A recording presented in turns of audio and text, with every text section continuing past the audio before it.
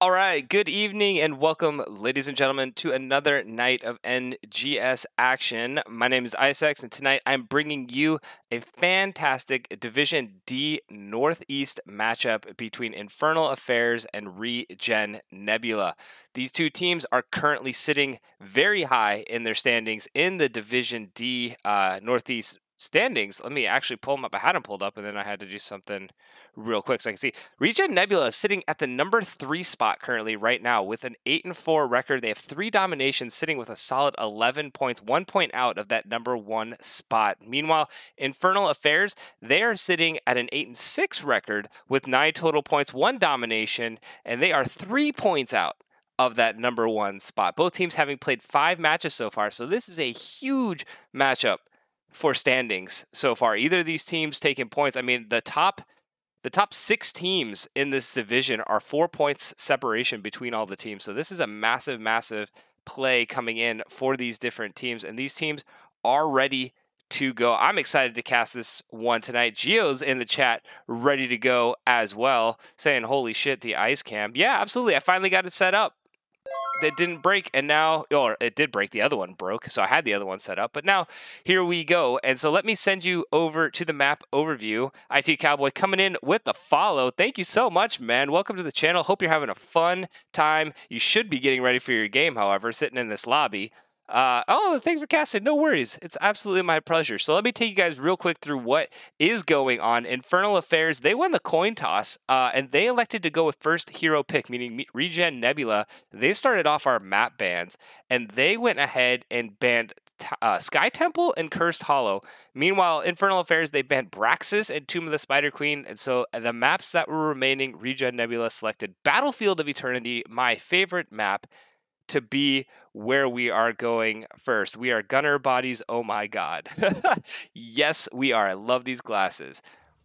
And let me let the teams know that I am ready. I do apologize if I do sneeze or sound a little nasally. I will try to mute my mic if it happens. I am sick today. I got sick last night after my cast, of all things. It was the weirdest thing.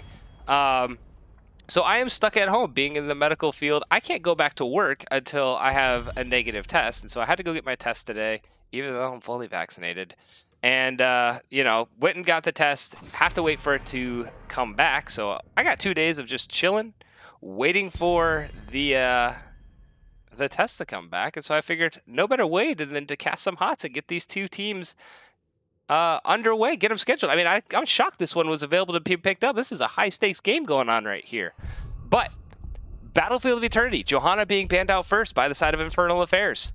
Don't want to see her being able to pretty much shut down the burn progress with the shield flare of the opposing team while staying at a safe distance. So a smart ban there. Deckard Cain going to be banned out by ReGen Nebula to start off here as well. And Brightwing going to get banned out again by Infernal Affairs.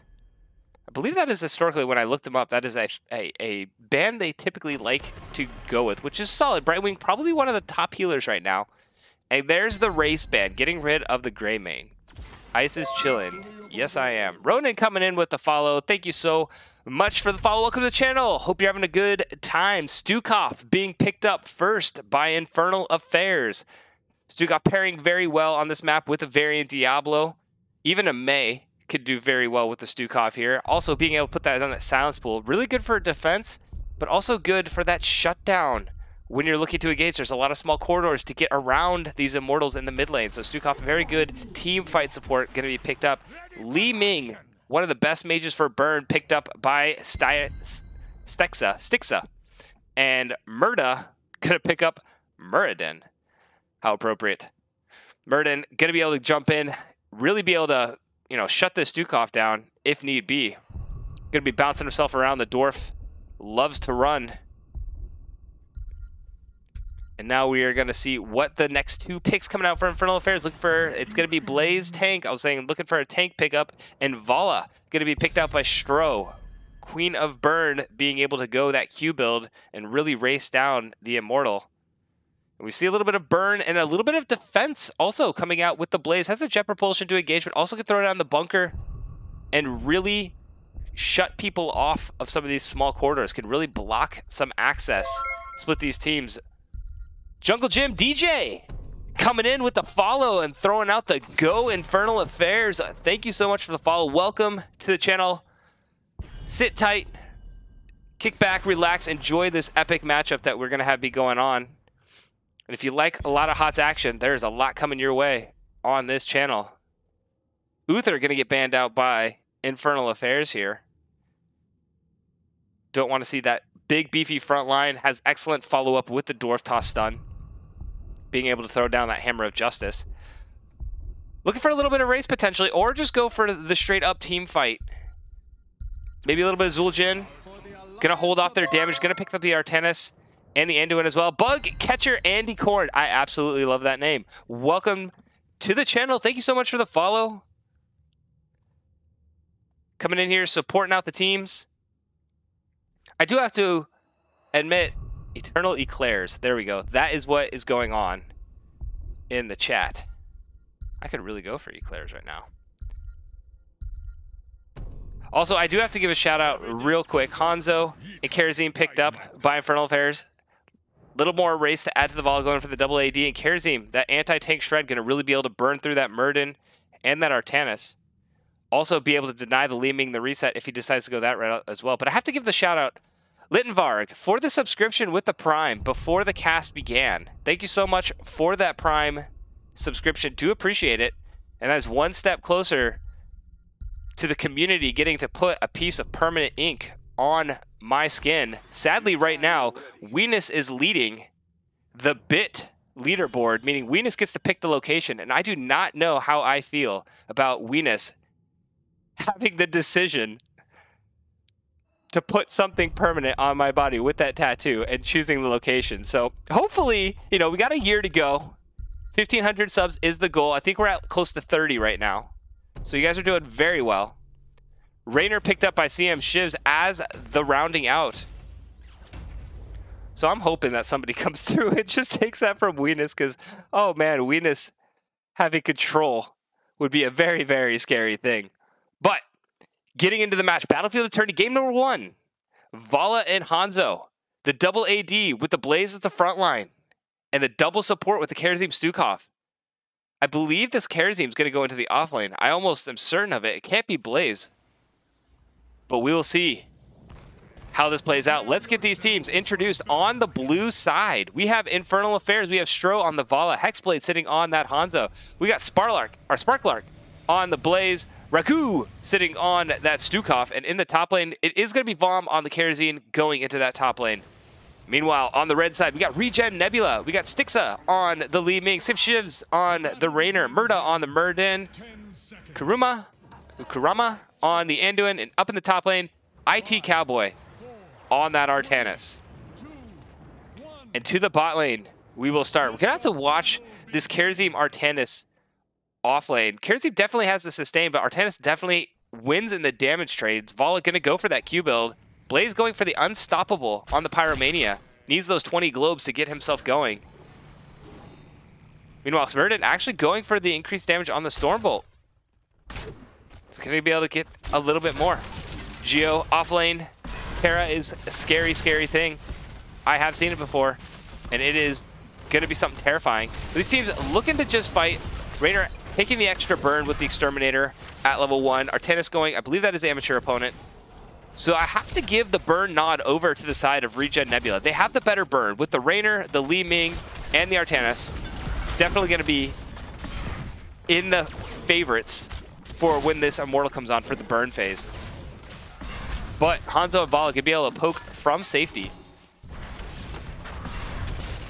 And we may see the Blaze go with that bunker. But a nice little fight back and forth here. Everybody getting low. Blaze uses the jet propulsion. Does get himself away barely.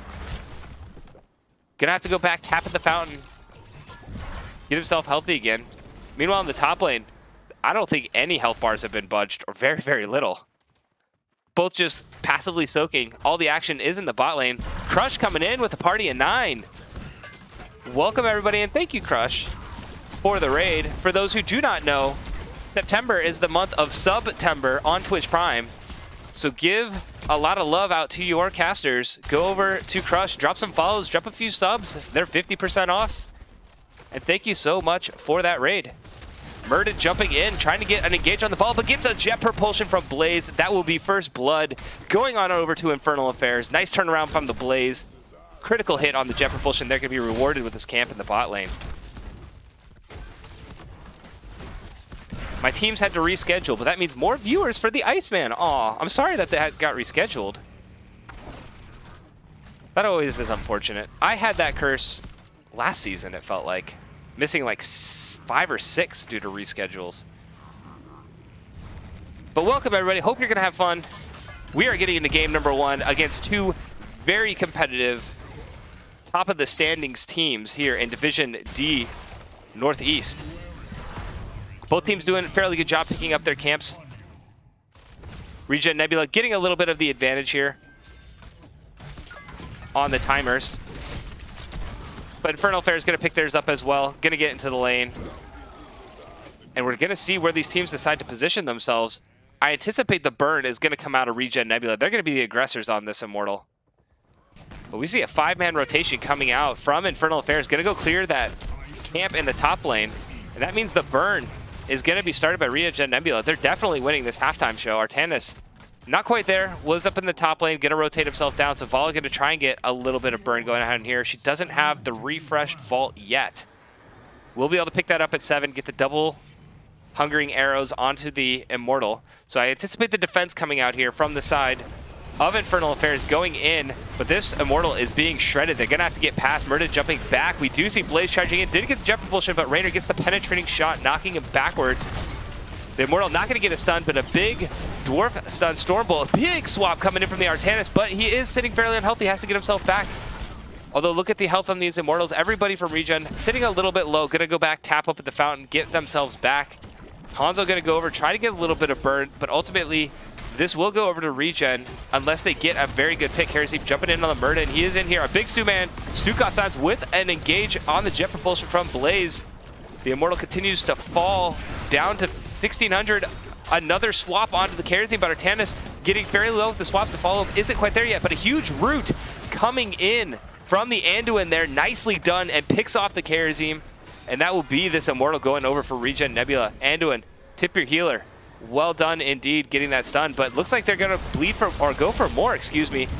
Artanis gets to swap onto Stro, and that is going to be another kill going in favor of ReGen Nebula. So they get another pick, a staggered death, and are going to go send all 5 members up into this top lane. They want this fort. Now Artanis looks like he's going to be heading down. And the fort is under siege. Vala sitting at 10 stacks. Hanzo did finish the simple geometry, so he is going to be able to put out a little bit more damage. Going to pair well with that 16 piercing arrows once he gets there. 2-to-1 in kills, and this Immortal is sieging. Shield's still fairly healthy. Not going to walk into melee range. Has a Li Ming for the poke damage, so that is huge. Blaze getting rooted. Will be able to get himself back. But Vala has to be very careful with the positioning. I don't believe that Burden is going to jump in, but this is going to be the fort going down. And a big pickup here by ReGen Nebula with the first Immortal getting that top tower. And that will be the end of the first Immortal. Going to go back up, pick up the camp. So a nice start. Getting that 50% burn halftime show with no contention out of Infernal Affairs really set themselves up in the driver's seat for that second halftime show. And now we're going to see if they can continue to snowball this when the 10s come online. Infernal Affairs should be able to get their 10s before this next Immortal phase. They just need to play a nice passive macro game. Maybe find a fight if they can get the number advantage. This is one where they do have the numbers right now. Artanis is nowhere to be found, but he is pushing with this camp in the top lane. So that is going to have to be answered by Karaseep on his way back now. So in this small little window, it's going to have to be Blaze finding that jet propulsion and getting a nice lockdown from the Stukov. Hanzo does have the burst damage now, finishing off that simple geometry. And Vala vaulting forward rather aggressively, gets a double hungering arrow onto Murden. But Stukov throwing out the silence pool, not going to find anybody there yet. Blaze continuing to heal himself up. And both these teams doing an excellent job just harassing each other back and forth. Immortal on the way. So 10s will not be able to be picked up. This is going to be another big power play coming in from ReGen Nebula. They're all backing here, getting healthy. And that will allow them to soak up their 10s and get this Immortal fight with the 10 hero talents. Camp being picked up. No camp pickup here by ReGen. Interesting decision. Thought they would go pick up the camp. They had a little bit of time with the 5, electing to go defend here too. So they are defending, have the camps pushing. Nobody's answering bot lane push right now. But the big stun going down onto Blaze. He does get the root by the Anduin, has to get himself back. Stukov being able to pump up some of that healing. And Blaze gonna get himself out, but did lose quite a bit of health. Gonna have to back, or at least go get the fountain here. Meanwhile, everybody on ReGen Nebula still continuing to defend, waiting for the passive soak from the fort. Actually, a big stun out to Stukov. This might be a huge catch. Li Ming getting a full combo. Stukov, oh, a nice jet propulsion from Blaze. Prevents the Li Ming and Raynor from getting any follow-up. But 10's online for both teams. And we are now going to have a 10v10 full heroic talents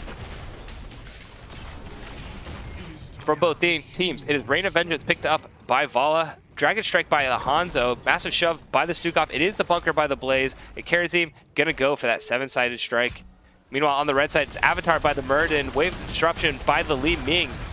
Hyperion from the Raynor is going to be that Light Bomb from the Anduin.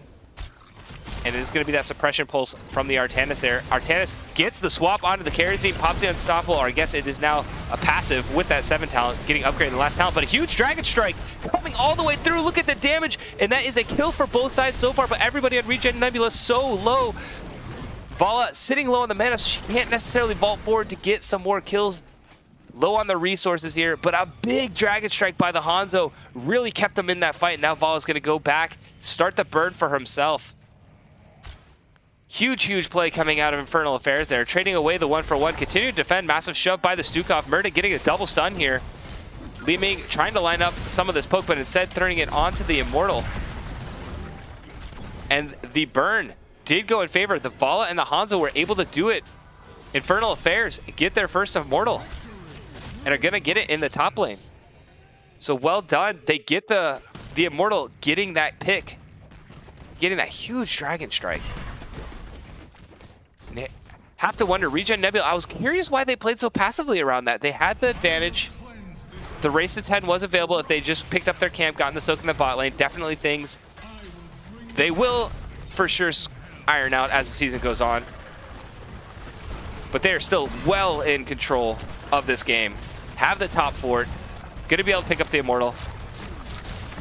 The thing about top teams, even when you make small mistakes, you find ways to get back into it. And there you go. Artanis getting the kill in the bot lane against Karazim. And that is a way to get your team back in it. Now we see the engagement top lane. Murden getting set by a huge 3-man jet. Propulsion, Ice Bomb being popped out. Doesn't catch the Vala, only catching the Blaze there. But the Dragon Strike being thrown out. Going to be more of a zoning one. Didn't have the lockdown with the jet propulsion. That timing just must have been slightly off. Hanzo was on a few more seconds on the cooldown. But still, good disengage coming in from Infernal Affairs. Artanis going to get the camp in the bottom, and IT Cowboy getting his team back in the driver's seat here. Massive shove by the Stukov, but the Hyperion going to zone everyone off. They are continuing to engage. Blaze wanting to go forward. The silence from Stukov. He's taking quite a bit of damage in this Hyperion, but Raynor taking a big chunk of that scattering arrow from the Hanzo there. Hanzo looking to get a few more. Maybe able to get the Li Ming. She's in a tight corridor. Oh, unfortunate, but still was able. You got to respect the Hanzo damage. Hanzo starting to put out Hexblades, doing some significant damage here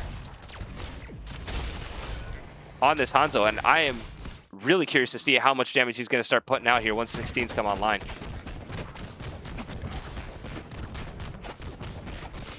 Sick Dragon Strike coming in from Roden. Absolutely. Dude, that was a wicked Dragon Strike coming in. Monster Dragon by Jungle Jin. Holding the camp here. I like the holding it until 15 seconds. Ideal. Both teams doing an excellent job of holding their camps. First bite was ReGen Nebula. The side of Infernal Affairs going to wait a little bit longer. Hold it to 5? Interesting. The lane so far pushed up. I would have probably picked it up just a little sooner, but they are going to get the camp. They get the 13s. Even Talonteers again, and here we go. This time, ReGen Nebula want to be the aggressors. Going ahead and starting the burn. They have everybody available. We do see Blaze rotating himself down. 7-sided strike already thrown out by the Carriers. Look at that shred going down onto the front line. Anduin using the Yeet of Faith onto Artanis. The burn continuing. This is going to be halftime, but another pretty significant Dragon Strike gets 2 members down below half health, and everybody on ReGen Nebula having to back up. Health bars still aplenty on the side of Infernal Affairs, but they are going to set up for the defense here. Meaning ReGen Nebula, they have the time to go down. They're going to pick up this camp pushing in the bot lane. Get it cleared out before they re-engage. Now Vala and Hanzo go ahead and head on over and start the burn. Meanwhile, everybody on Infernal Affairs rotating back. They still have burn advantage. Artanis getting the swap. No, he does not, but we get a big light bomb. Catches the Kharazim. The stun on the Kharazim as well. Big crowd control, but Bomb's getting away. The bunker is in a great position right in that bush, cutting off the team. Artanis not able to get onto the backside there.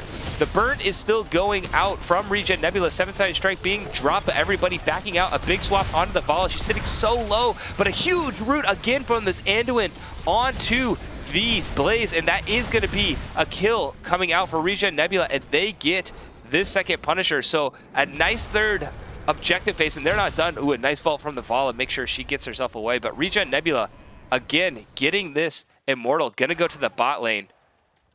And Anduin, again, coming away with the absolute critical roots onto Blaze to secure that kill for his team. Hyperion is a very scary thing to see partnered with this Immortal. Gonna zone a lot of people off. That means this Immortal's gonna stay fairly healthy through this fort phase. Massive shove. He's going for a ride all the way back there. But this fort is not much longer for this world, and this Immortal's still fairly healthy with the shield. Gonna continue to push up in this bot lane.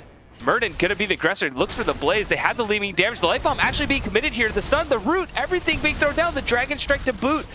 And it does, oh, it does not get Murda. Barely skeeves away with his health there, his life. But a nice pickup again by ReGen Nebula. They get that crowd control chain timing just perfectly and are able to catch that Blaze. And up in this, Kharazim's actually going in by himself. He's gonna die here. I think he was chasing the Artanis and then ran into a flock of red. And that is going to be a staggered death. And ReGen Nebula sitting 7-2 in kills, gonna go get this bottom bird camp. It's sitting almost on a level and a half lead now. So even though it got close with that second objective, they shook it off, and that's what we were talking about. These top teams in the division, they make a mistake. They're like, you know what? That was our bad. Let's just recollect and play again. You know, make a play, and they did. And they are continuing to press here in the bot lane, looking to make another play, maybe get a lot of this keep done. Nobody is able to be here from the side of Infernal Affairs, all going up to contest that camp. So this siege could continue. And it looks like it will. Li Ming gets a poke out. Now everybody's starting to come in, but they did get the health out and a majority of the keep. Well, he's trying to get in with the jet propulsion. The engage is on by the Kharazim. Li Ming throwing out the orbs to dissuade any further progress. Stukov sitting all the way in the front, has to get back, but a big bottom kill switch. Gonna heal himself up. The Dragon Strike coming in down to the bot lane, but not going to be able to catch anybody. And ReGen Nebula, again, get rewarded with the keep. Keep is down, so well done. Infernal Affairs, they just need to get their 16s and find that fight. They've done it before, they can do it again. Look for that good jet propulsion into Dragon Strike. 35 more seconds, so they're going to have to delay for a little bit here. And then once that Dragon Strike comes up, look for that Jet Propulsion Dragon Strike combo that gave them so much value in that second Immortal phase. Red Face Beast coming in. What did ReGen ban?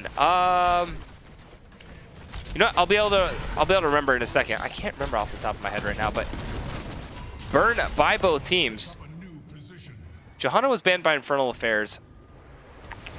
I don't remember what the rest of the bans were. I think Brightwing was banned by one team. I don't remember if that was Infernal Affairs or not. But here we go. This is the defense. Dragon Strike is up. 7-sided strike already being used. ReGen getting fairly low. The Dragon Strike thrown out, but doesn't connect with anyone there. Vol getting a good Rain of Vengeance, but defense is called, and the camp is pushing with a siege minion up in the top lane. That is going to have to be answered. Actually, Hanzo and Vala, they're just going to go for the burn, and they have a lot of it. It is 16. Hanzo does have piercing arrows. We get the light bomb being thrown out. Blaze getting crowd controlled again. Anduin getting the stun. And it's going to be ReGen Nebula that are going to win. Barely, but they did win. And this minion camp has already done a lot of damage. So this second keep Not looking like it's going to be long for this world. But it is bad. Oh, a big root coming in from Anduin yet again. Vom getting so close to death, but a big body block from the Stukov prevents the Leave Ming orbs from hitting, keeps Vom alive. But this Hyperion doing quite a bit of work. This keep falling before the Immortal is even here. And here we're going to have to see defense of the core against this Immortal. The shield will go down. Hanzo and Vala do have a lot of Immortal burn. Blaze and Kerosene going to have to do the zoning here. The Dragon Strike thrown out onto the back line. Getting some of the back line just disengaged there, but Kerosene throwing down 7-sided strike. Gonna need somebody to jump to. There, he is able to jump. The shred is still there on the Immortal. It's down to 64%, but everybody backing on ReGen Nebula. So a great defense coming in from Infernal Affairs. Now they're looking to engage here. Don't have many ultimates, but they are looking to fight this. Anduin does have the Light Bomb available, so we're gonna have to watch for that Light Bomb. And everybody just backing off. So 20 is right around the corner. Infernal Affairs, they do know it. They need to find this fight, and this might be where it's at. Blaze is going to actually really like this fight. Camera went wonky for a second there. They get the engage onto Merton, and the damage coming down from the piercing scatter shot there. Blaze continuing to push forward, trying to get the fight, get the damage down, but they're not able to do it. 19s are about to turn into 20s. And Infernal Affairs just can't quite find that fight yet. Only having the engage from the Blaze, don't have the Dragon Arrow. So they cannot use that Hanzo for the engage. And maybe this is the camp they do it in. Everybody on ReGen heading down for the camp. Infernal Affairs in tow, trying to find any fight they can before the 20s. Hanzo's going to scout it out with the Sonic Arrow, but they're not going to find anything.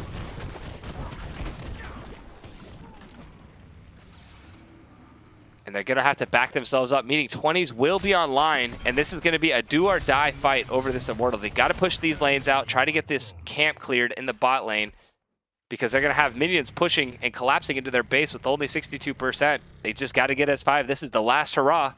Look for the pick play. One last chance to land this Jet Propulsion Dragon Strike.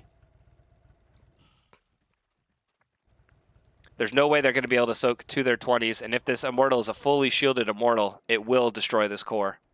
So they are going to have to find this fight on the defense. It doesn't have to be until the halftime show is over, so Vala going to go clear some minions here, and that's what they need to do.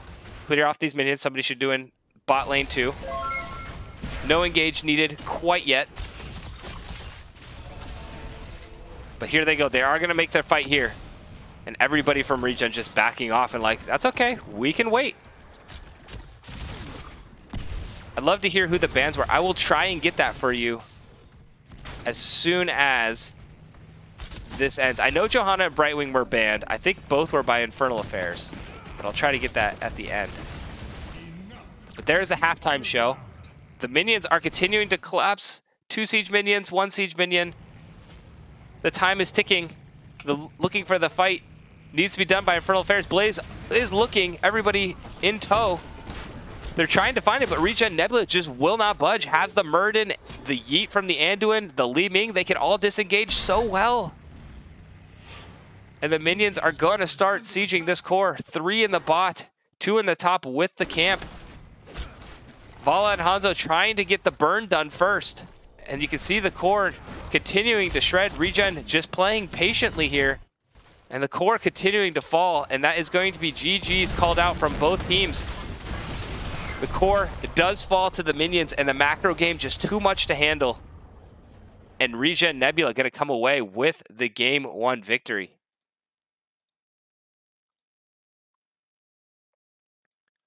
And that was just well done. The patience was unreal by ReGen Nebula, recognizing they had the opportunity to just play it safe, play it patient, and yeah, it was.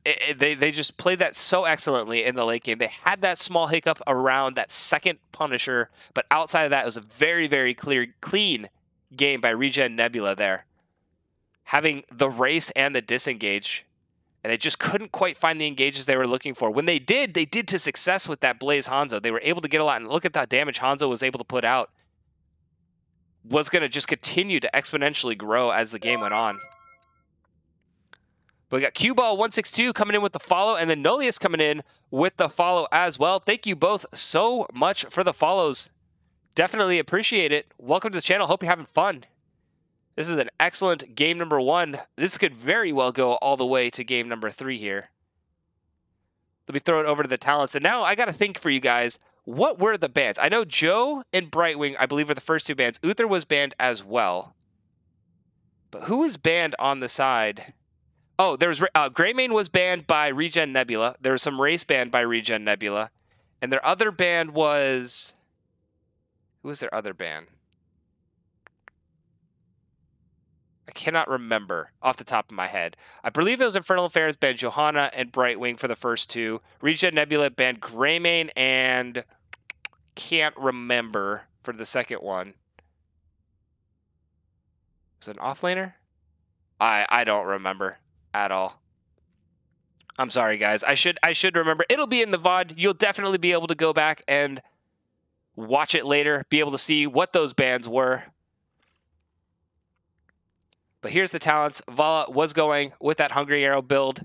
Switch it over to the Glue Manticore at 1316.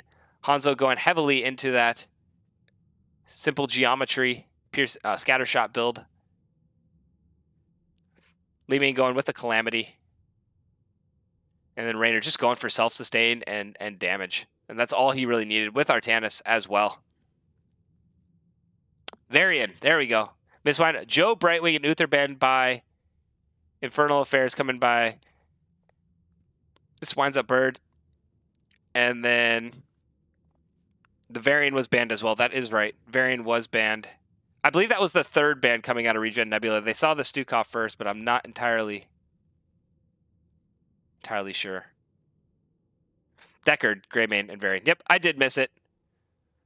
My apologies. But let me get you guys back over to the map screen so you can see what's going on. And we should get game number 2 underway when I find out where we're going, because I have no idea right now. It is going to be up to Infernal Affairs. They do get to choose between first hero pick and map pick. They did go with first hero pick with the coin toss, and they said they didn't do it that often. So maybe they'll choose a map they're feeling a little bit more comfortable on. Oni Ori coming in with the follow. Thank you so much. Welcome to the channel. Hope you're having fun. That was just game number 1. We got plenty coming down here. Down the line. It is going to be Infernal Shrines picked up for game number 2. And it was on the side of ReGen Nebula that picked it up again. So first pick again chosen by Infernal Affairs. And we're going to go, this is like some serious classic Heroes of the Storm stuff going on. Battlefield of Eternity, Infernal Shrines. All we need is game number 3 and do a Towers of Doom, and that is as classic as it gets. There is a reason all 3 of those are in a row, vertically. I feel like pure damage kerosene confirms some of the very good stuns Blades had.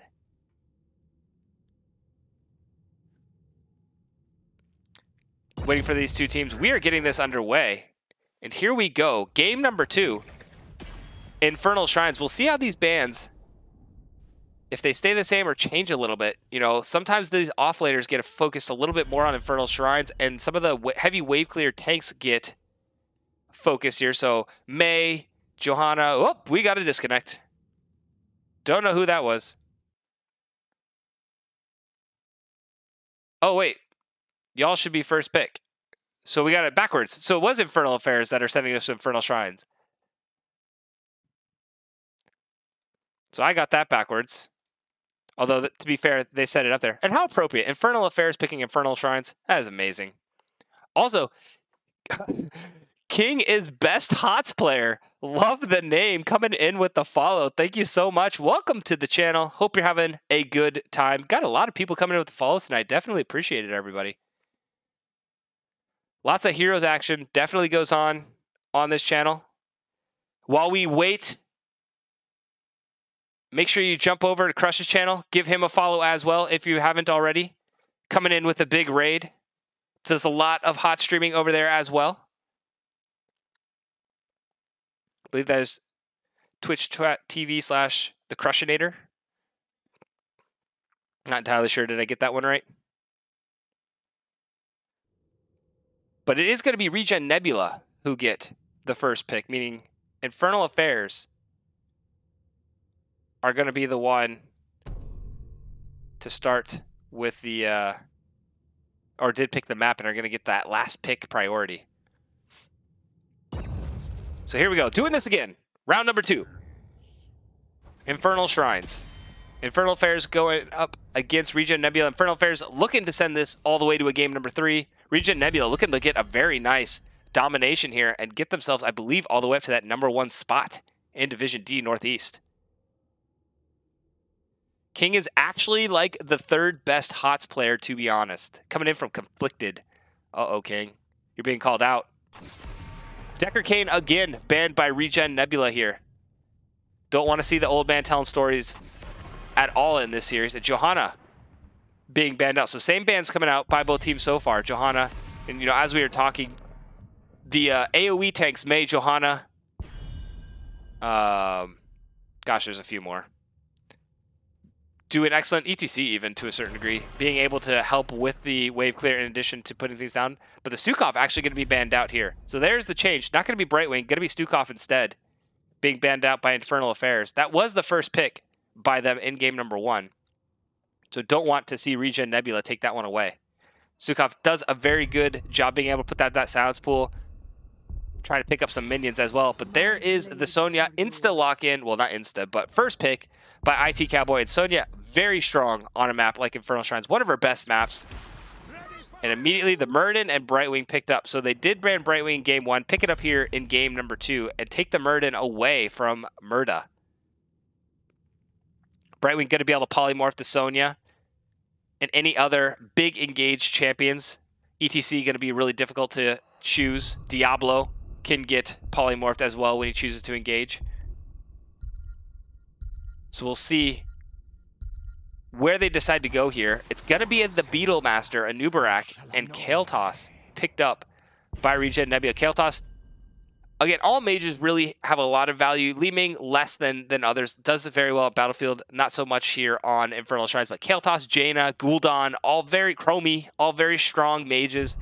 Can put the poke damage down in addition to picking up some of these minions around the objective. So big pickup there. Although the Kael'thas was picked into a Brightwing. So of note, Brightwing will be able to use... I mean, Kael'thas is more than likely going to have to go Phoenix instead of Pyroblast here. As if he goes Pyroblast, Brightwing can use that pixie dust and give all that spell armor to whoever is being Pyroblasted. Uther again banned out by Infernal Affairs.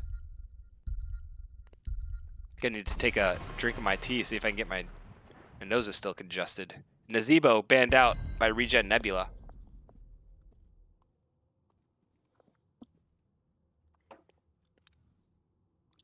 And looking to see what we can get here as far as these next 2 picks. Will they get a mage, or are they going to go double the auto attack since Anubarak was picked up? Anubarak does very well into those mage champions. Gonna get the Malthael. I love that pick. And gonna go with the Tassadar. Can go either way. Typically go mage. But Tassadar gonna be able to get a lot of AoE damage down as well. But I do love the Malthael pickup into the Sonya. So Stro gonna go on the Reaper himself. And now we're looking for that healer and that auto attack champion. Maybe looking for the Rainer again. Get the knockbacks to disengage from the Muradin. It's going to be the Anduin round 2, and they're going to go for the Maiev.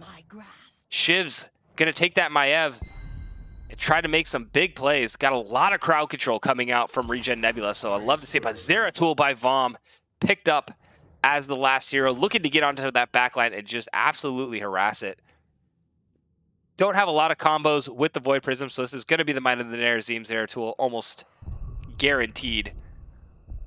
But this, I mean, both teams are screaming just execution. Who can execute these team fights cleaner? I don't necessarily see any nod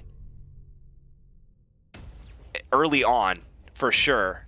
I mean, the Maiev, you always have to give a slight edge to a Maiev player who knows how to play Maiev and can get a lot of those chains and set up the team with some really nice tethers, being able to pull and displace the Tassadar, displace the Brightwing, especially Brightwing pre-10 before she gets Blink Heal. But Zeratul could do some damage himself, roaming around the map, getting up into that offlane, getting a little bit of an advantage up in that offlane. So we'll see how this plays out. But let's get these teams introduced. On the blue side, we got Infernal Affairs, we got Stro on the Malthael, we got Ragu on the Brightwing, Vom on the Zeratul, Hexblades on the Tassadar, and we got Sparklark, that is new, I believe, on the Muradin. They may have done a sub there. Meanwhile, on the red side, we got ReGen Nebula.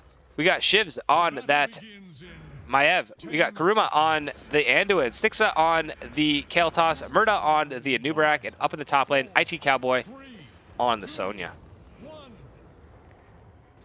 Let's hear it in the chat. If you're voting and cheering for Infernal Affairs to take this to a Game 3, let's hear it from their fans. If you want ReGen Nebula to close this out, get the domination, and get that #1 seed.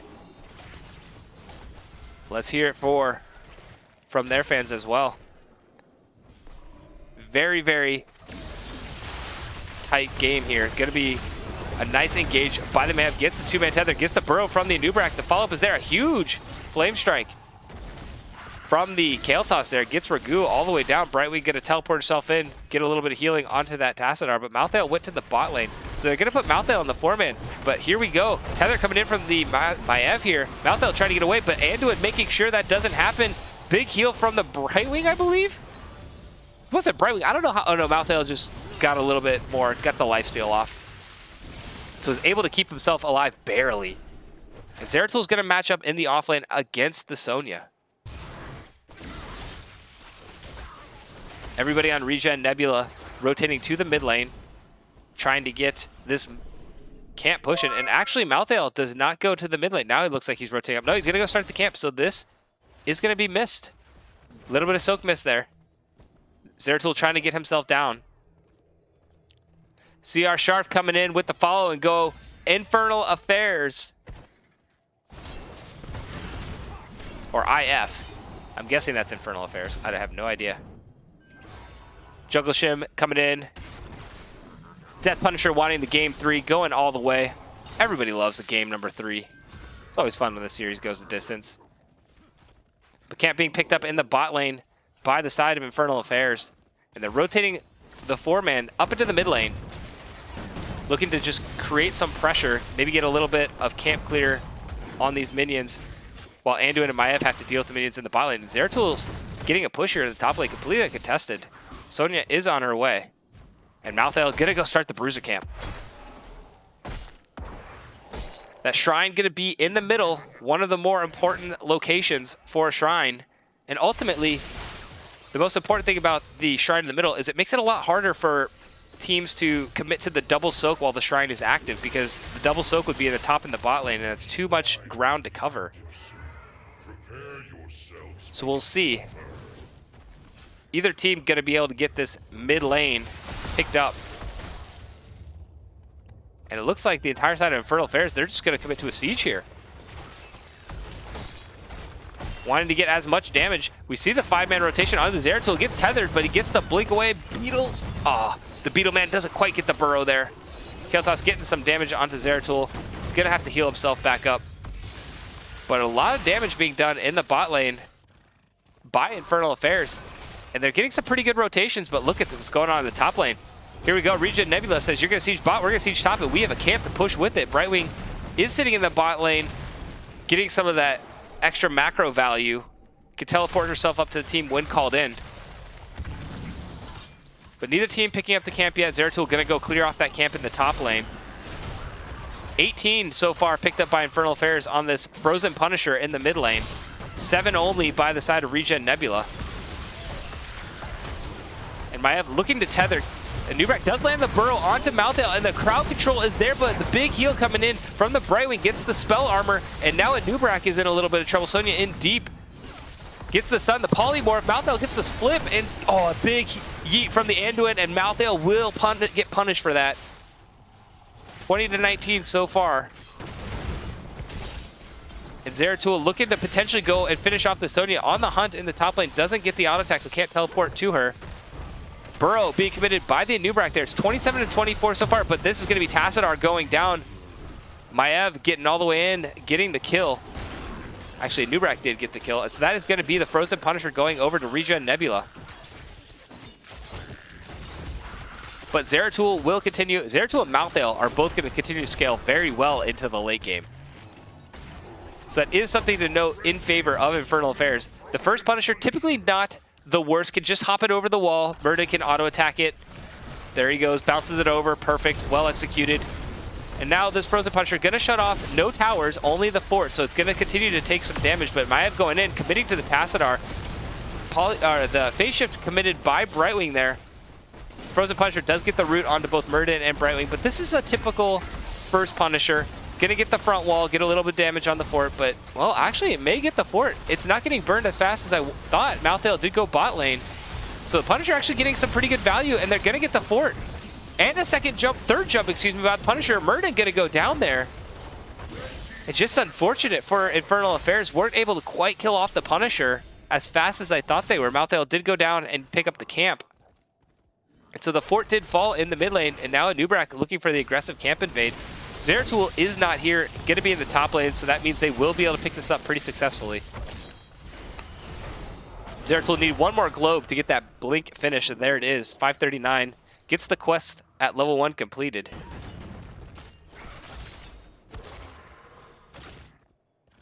And now we're seeing everybody from the side of Infernal Affairs going to go ahead and start pushing out this mid lane here. Anduin things coming out of Conflicted. Yeah, Anduin has definitely been one of the highlights that I've been seeing in this series. Like, Anduin has been playing out of his mind in both games. Doing very well at following up a lot of these stuns by the tank and securing kills for his team.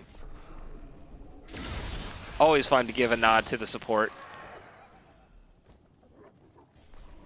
But 10s are online for the side of ReGen Nebula. They went with Cocoon by the Nubrak. It is the Phoenix by the Kael'thas. The Warden's Cage by the Maiev. Leap by Sonya and Light Bomb by Anduin. They've got a full-on dive wombo combo set up, and they're looking to pull it right here. Sonya showing up, but electing to back off here. Meanwhile, 10s, Last Rites picked up by Malthael. It is the Black Hole by the Tassadar. It's the Emerald Wind by the Brightwing, looking for more of this disengage from this full-on engage coming in from ReGen Nebula. Avatar picked up by Murden, and it is the Might of the Nerazim picked up by the side, or by Zeratul, excuse me. And here we go. They're looking for the aggressive invade. The Cocoon immediately going down onto the Malthael. He's going to get knocked out here, so he will get back. The phase shift going down as well. Everybody in deep on the Kael'thas, but he's able to survive so far. The Light Bomb being committed here does not get the stun, but Maiev is in the backline very low, is going to go down, so they turn and burn. Sonya going to try and get back. Tried to kind of scare off the Brightwing, so a big invade coming out of Infernal Affairs. I wanted to say engage. Engage as well, but a big invade, and Infernal Affairs get rewarded. Malthael did get put under right away, but Nubrak was right there to help get him burned out. Tassadar can use that W to help get that quick Cocoon burn and get Malthael back into the fight. And now going to go pick up their own camp. So even though they lost the fort, Infernal Affairs winning the experience game and are going to win the race to 13 here. And that's really what they need to do before this shrine comes online, is find a way to get to 13 as quick as they can. Use that advantage to get that shrine. Zeratul going to do just that. Going to go pick up the soak in the mid lane. Has to be careful of the engage. Nubrak gets the burrow in. The tether is connected by the Maiev. Phase shift coming in, but Zeratul blinks himself away. Gets a double blink with the Might and the Nerazim. And that is going to be a good disengage there. Zeratul going to go to the top lane. They actually do start it off, though. Infernal Affairs is going to start this off right away, try to get some burn instead of getting the 13 first. So we are going to see an even talent tier fight potentially, or they could just get as many as they want and back off and use Brightwing to soak, but they are full 5 committed here.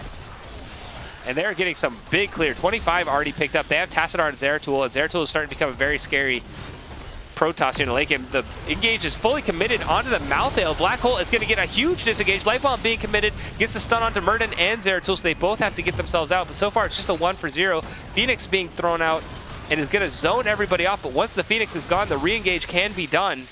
And we'll see if they elect to get Zeratul onto these backline and try and get these last few minions. Everybody healthy on the side of Infernal Affairs, trying to get themselves back in. And Nubrak burrowing in, puts the Cocoon down onto the Brightwing, so Zeratul's in, gets 6 minions there. Huge pickup by Zeratul. Sonya trying to zone off the Zeratul. 38, 39. They need one more. Murden trying to find it and gets it there. Warden's Cage was popped in the backline. Murden may fall, but he gets a Dwarf Toss away. So this Mortar Punisher picked up by Infernal Affairs. And they're going to push. Oh, a big wall stunned by the Punisher and Tassadar. Catches the Anubarak, starting to get fairly low. Zeratul is in the top lane. Malthael is picking up camp, so they're not going to get a very big push with this. But since they did all that damage to the wall earlier, the Immortal is immediately on this fort. So they make it the fort, a big two-man stun, but Sonya is here, has the leap available. She gets polymorphed right away. The power of Brightwing, and now the chase is on for the Sonya. The Punisher continuing to siege up, gonna get one more jump, I believe. Gonna be onto the Anubarak and Maya, but that is all the Punisher is gonna be able to do. But they get the camp steal by Infernal Affairs. And big pickups all around the map. They're painting this map blue. Look at this. They're going to get every camp pickup in this last camp rotation. Got the invades on both camps and got the bottom camp. So this is all blue mercenary camps coming in from Infernal Affairs. Nicely done on the macro game. And they're going to push this bot lane out. See the 4-man in the mid, so they know they can take this safely. And they get the fort. So ultimately, a big second phase coming in from Infernal Affairs. Showing life here in the mid game. In game number 2, looking to send us all the way to game 3. Sonya continuing to press here in the top lane. 35 globes from... Oh, look at this. Sneaky invade. They've got them where they want them. They've got the flank from behind. Murden jumping in, has the Anduin. The Cocoon goes out, but a two-man tether by the Maiev. The Light Bomb does stun the Zeratul. And look at that damage coming out from Kael'thas. Leap is the counter engage, getting all the way onto Brightwing, and it was so good, and then it turned so sour. And everybody on Infernal Affairs on the run. Everybody on ReGen just spread themselves out, used those ultimates, and all of that crowd control they had, and were able to find the kill. Kael'thas coming in, getting the full combination onto Zeratul, absolutely melted him. So what looked like a very disastrous situation suddenly turned into a nice 2-for-0 coming for ReGen Nebula, and now they are looking to even things up here in the bot lane. Anubarak burrowing in, looking for the Malthael. Brightwing teleporting herself in, gets the heal. The Emerald Wind being committed, but the return by Malthael has last rites, throws it down on Anduin, isn't quite able to get the kill. They're looking to finish him off. Malthael gets the swap. Dwarf secures that kill, and now they're on the hunt. All 5 members here. A big two-man stun by the Murden there, and they're continuing to press. This Anubarak is going to go down. Maiev may get herself away. Malthael make sure that's not going to happen. 3 kills, and Kael'thas going to be the 4th. 4 kills coming in for Infernal Affairs, turning it right back around, and are going to siege up this keep in the bot lane. Big plays coming in from both teams here. But ultimately, Infernal Affairs, I'm going to give them the better of that, and they're continuing to siege this up, have all 5 members here. They do not have the minion. The minions are coming in, so we'll see how much they're able to get without the minions. Tassadar getting the wave, and it looks like they're going to back up, not get any keep structure. Everybody on very low death timers still. So they're going to go back and try to camp again. Sonya going to get the camp in the top lane. So they're on even talent tiers, 16s, for this Arcane Punisher up in the top lane. But of note, this is going to be a lot of pressure in the bot lane for Infernal Affairs. They have the minions pushing, and they will get the siege minion eventually pushing, so he will be the thing that keeps this bot lane pushing in Infernal Affairs' favor. And now they are on and starting to collect all of these minions.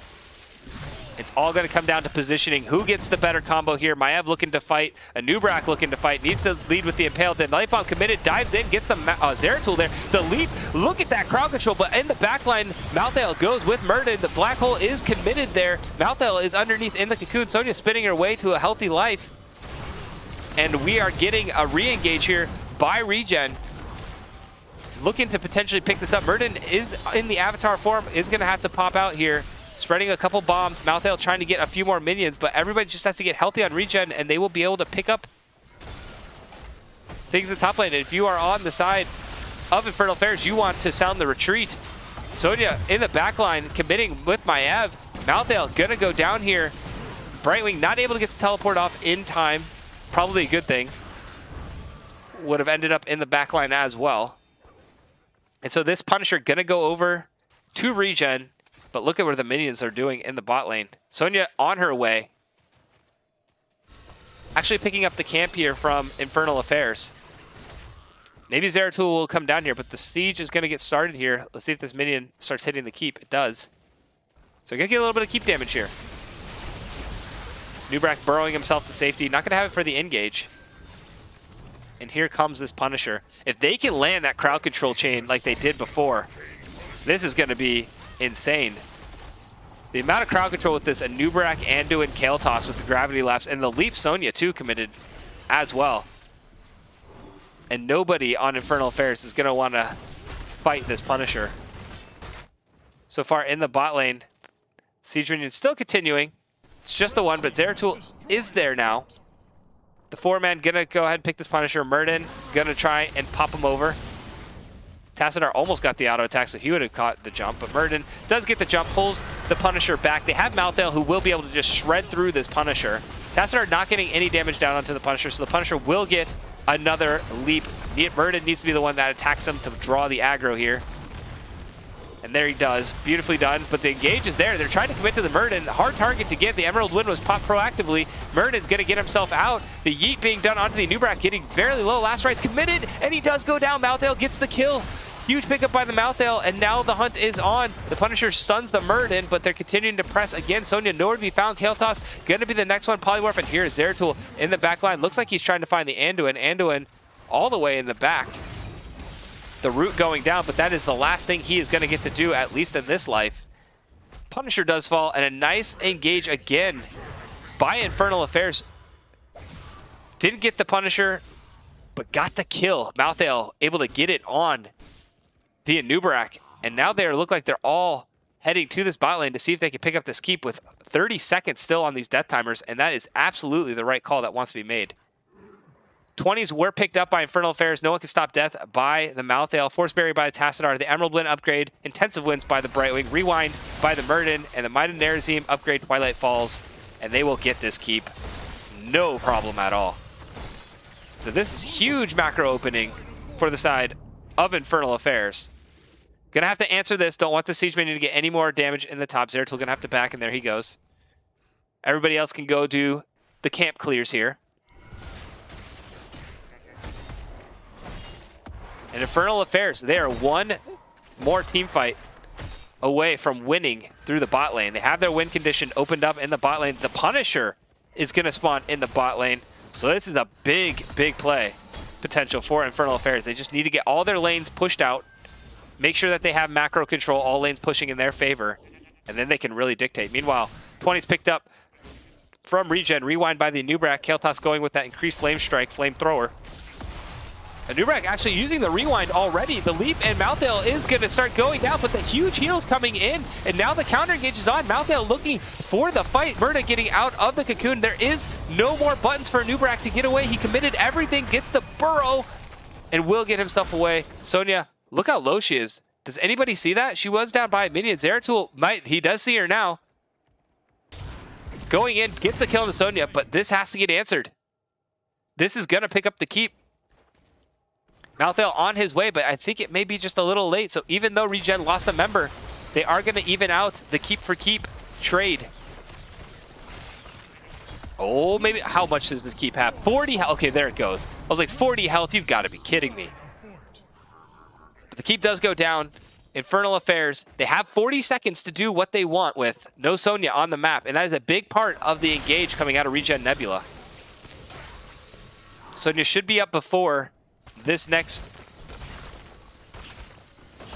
this next altar phase, this next objective, Shrine, is going to be huge for both teams. If either team gets fully 5-man ace, a win condition is set up for both teams, and they can push to end the game here. So a huge, huge fight coming out here by both of these sides. All ultimates available. Game number 2. 9 to 8 in kills, 21 to 20 in levels. Map pretty much even. Actually, it is even, just a flip of each other. But it is going to be Infernal Affairs starting off this Frozen Punisher, and it is a Frozen Punisher, so this will spell a lot for whoever gets this. But here comes ReGen. Nebula, Brightwing not here yet. Murden jumps in. Mouthdale looking to get there as well. Pops the Avatar. The engage is being committed. They're trying to kill the Murden, but Murden is not going to die. Big damage coming out, but Kael'Thas getting a lot of his own. Anduin does fall, so this is big for Infernal Affairs. Get the Kael'Thas in the backline. Murden gets the double stun onto a Nubrak. Huge play by Infernal Affairs, and they get the 4 mayonnaise. They don't even need this Punisher. Bot lane is open, and ladies and gentlemen, we are gonna go the distance all the way to game number 3. Infernal Affairs, they looked for that fight. Murden said, here I am, take me, pop the Avatar, and everybody took the bait. Tried to kill the Murden, and Mouthdale and Tassadar Zeratul just shredded that entire line. Holy cow. And we are going all the way down on this core. Good games by both teams. What an exciting game number 2. And here we go to game number 3.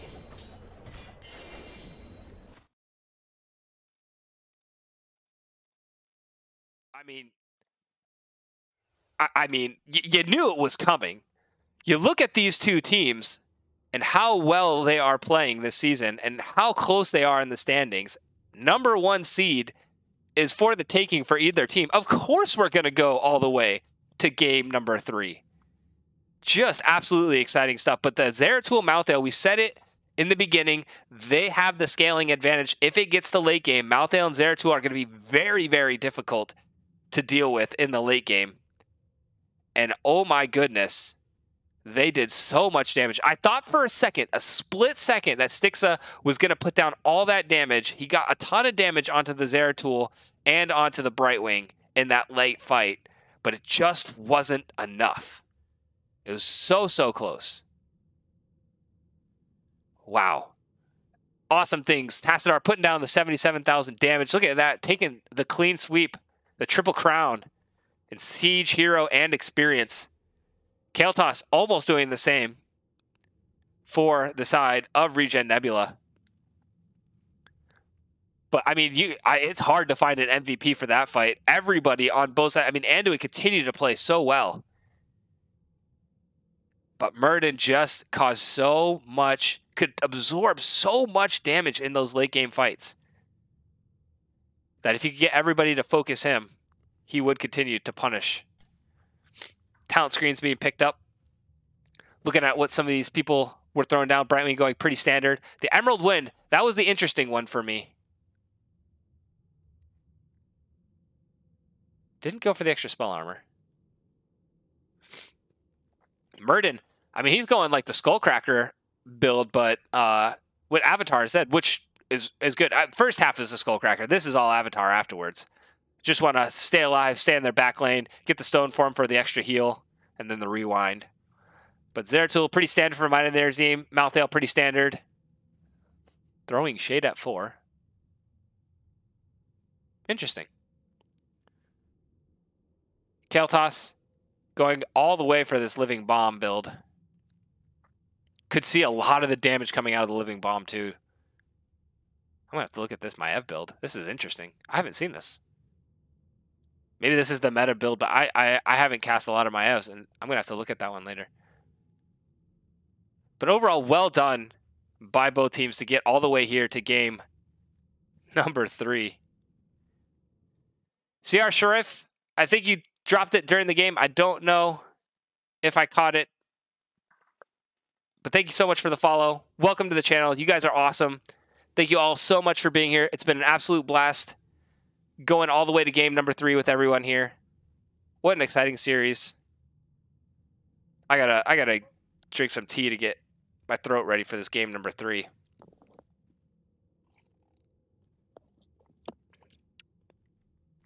We are going to go to Dragonshire for game number 3. Not entirely sure who picked it up. So we're not going to get the classic Battlefield of Eternity, Infernal Shrines, Towers of Doom. But we're going to get Dragonshire instead. But it is going to be ReGen Nebula who get first pick or first hero pick. First pick, or map pick, excuse me. And they went for first hero pick. So we're switching back again. So map pick, Dragonshire was picked up by... Oop, I messed that up. By Infernal Affairs.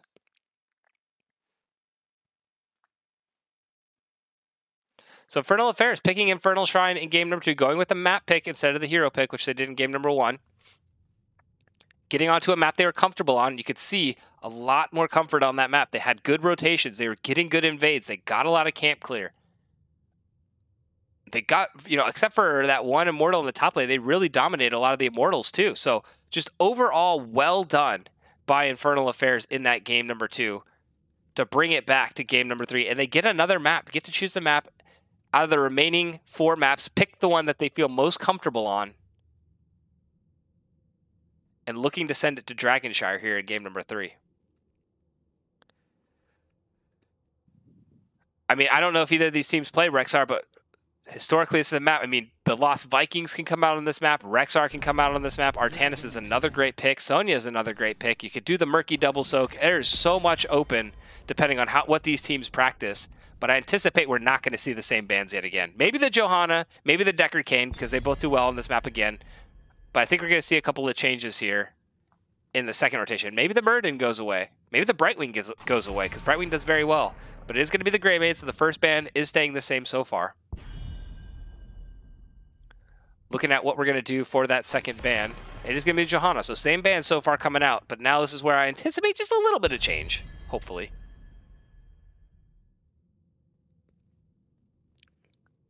What has it been?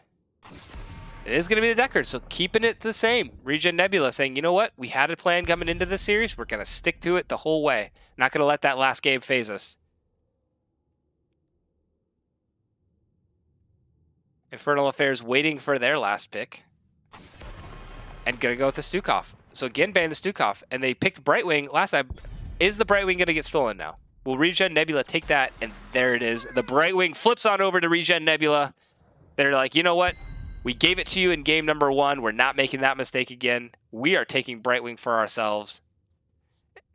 Kuruma. Or Kurama.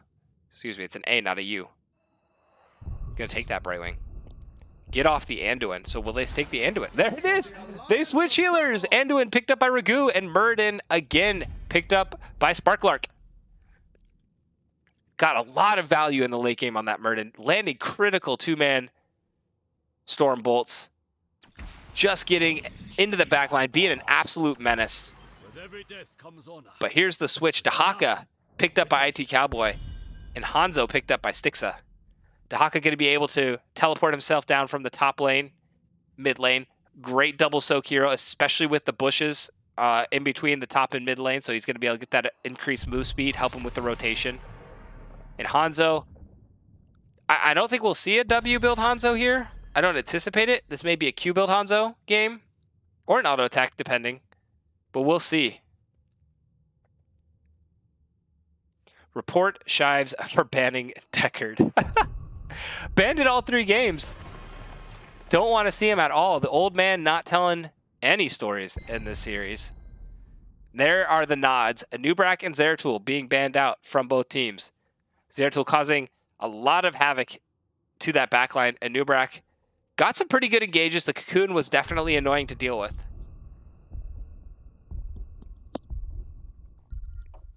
Good first pick. Was worried they'd give that Brightwing. Yeah, I don't anticipate the Brightwing going. Ooh, early Deathwing pickup by Hexblades here. Now the question is, where's that Deathwing going to go? Is it going to go into the 4-man, or is it going to be the double soak? Because Dahaka does a much better double soaking against Deathwing. It does not die to Deathwing. Doesn't beat up Deathwing, but doesn't die to him. The one question I have is this Orphea. It's going to be able to put a lot of damage, but they need some lockdown to help Orphea land some of those ultimate skill shots. The ETC and Zul'jin picked up by the side of ReGen Nebula, so Zul'jin going to be some of that % damage in the late game against Deathwing. So now will we see a Bruiser pick up here, or is it going to be the off-lane Deathwing, and we see some interrupts for this ETC? Because right now, well, I guess everybody does technically have an interrupt so far. They all just have one.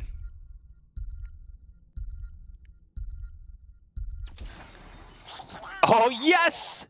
And we get to see the Murky in the off lane. So it is going to be Deathwing in that 4-man. Murky gonna be going into the off lane. Vom, thank you so much, Vom. I'm so excited to cast a Murky game.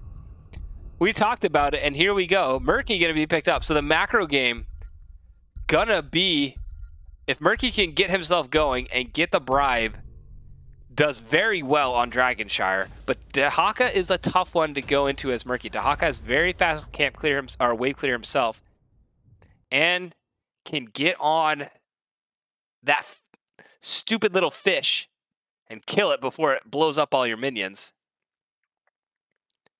But the 4-man, I have to give the nod over to ReGen Nebula on the 4-man. This has absolutely got to be a Q-Bill Hanzo. We'll see. I don't know. But game number 3, here we go, ladies and gentlemen. Final game of the series. On the blue side, we got Infernal Affairs. We got Stro on the Orphea, Vom on that Murky, Ragu on the Anduin, Sparklark 118 on the Murden, and I have no idea who's on Deathwing. I don't remember the names. I apologize. We'll get that called in a minute. Meanwhile, on the red side, we got ReGen Nebula. We got Kurama on the Brightwing, Stixa on the Hanzo, Murda on the ETC, CM Shives on the Zul'jin, and up at the top lane, IT Cowboy again on the Dahaka. Jungle Gym, Wololo. I don't know what that means. Somebody's gonna have to explain that to me, but Hexcober! That I do understand. Oh, also, for those who don't know, yesterday in the cast, we got, Rackham came through with a massive, massive subscription donations. So we did unlock another emote. So for those subscribers that are out there who get that emote, I will take requests on what you want for your emote for this channel. I have a couple in store that I have saved for such an occasion, but if there are any special requests out there, I will definitely take them into consideration. But it is going to be the W build Hanzo, but oh man, big engage going down to the Zeratul. Brightwing going to get the phase shift off, so Zeratul will keep himself alive. And Zeratul, we just got to watch Zeratul's stack count. 2021. See how many of this passive stacks he's going to be able to get himself up. Hanzo looking to just stack up off of these walls. Going to be a little harder on Dragonshire unless he gets into these walls. But Deathwing going to be a big body for him to be able to hit. Hexblade's on the Deathwing. There we go. Shives. Oh, the stun. Oh, it doesn't quite land from the Deathwing. Close. But Shives getting away and healing up on the Zul'jin. Hanzo picking up the camp here in the top lane. Dragon Shrine is starting here. Murky a little behind in the double soak. Going to be able to get up there. Dahaka going to get it in the mid. But, oh, there we go. Big root from the Anduin onto Shives. There's no way he's getting away from that one. First blood going over to Infernal and Shrines. Hanzo finally finishing off the camp. Going to join the rest of the team. But Deathwing going to just start melting all of these minions. Good news, Zul'jin is alive. Going to make his way back to the bot lane here. Murky now starting to catch up and get ahead in that double soak game. Has much faster wave clear if he is not interrupted there. Going to go off and get the channel in the top lane. So this is going to be both shrines picked up by the side of Infernal Affairs. Nobody to be able to channel it, however. ETC getting fairly low. Zul'jin trying to get the flank play here. They don't have any stun from the Deathwing, but they've got a lot of damage. Zul'jin, goes down. I saw the reason to cut the HP in half, you know, wanting to get the damage, but with the flank, it was rough. So he ends up losing half his health, goes down there. Maybe a panic click. Definitely the other team's like, oh, thank you. Lowering yourself down like that, we do appreciate not having to do half your health. But big root coming in from Anduin. And I mean, Anduin, again, continually being the story of this series. Zul'jin is back. And ETC looking to land one of these power slides. Try to get some of these sticky characters. It's really tough. Deathwing can just poke from afar. Orphea, one of the greatest at being able to poke from a very safe distance and reposition herself. A stun going out. Zul'jin, he cuts his health in half again, but Brightwing going to get the phase shift off this time. ETC going to get stunned out. Yeah, Diesel coming in. Probably not ideal to sacrifice health. Definitely. Oh, big power slide by ETC there onto the Murden. Huge play coming in from Murda. And that is going to be Murden falling down. Stro getting very low. Hanzo, can he land the shot? Oh, gets the jump, trying to get the angle. Does not have it. But a big turnaround coming in from ReGen Nebula. Deathwing is in the air, looking to see where he's going to land. Bottom camp has been picked up by the side of ReGen Nebula. No camp being picked up yet by the side of Infernal Affairs. Holding it, but Murky starting to do murky things, gets the camp steal.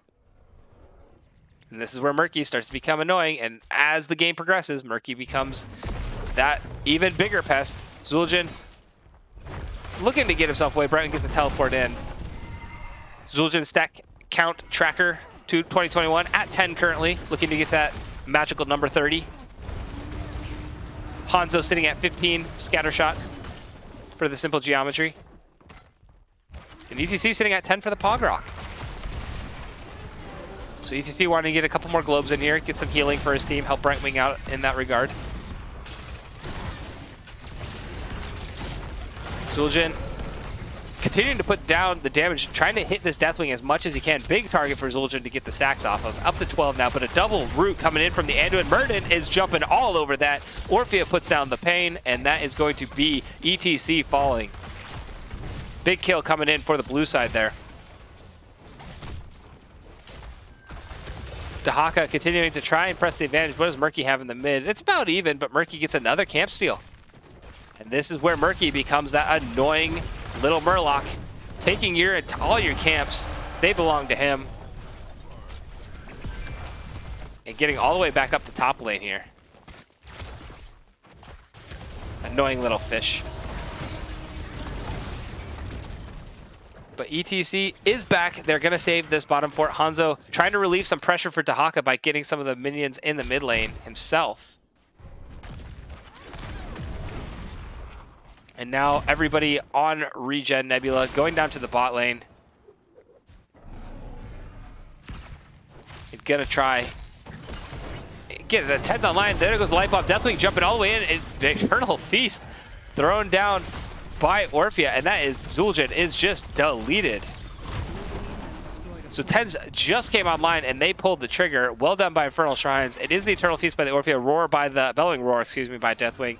Light Bomb by Anduin. Avatar by the Murden. And Octo Grab by the Murky. Meanwhile, on the side of ReGen Nebula, it's going to be that Mosh picked up by the ETC. Dragon Arrow picked up by the Hanzo. Tazdingo by the Zul'jin.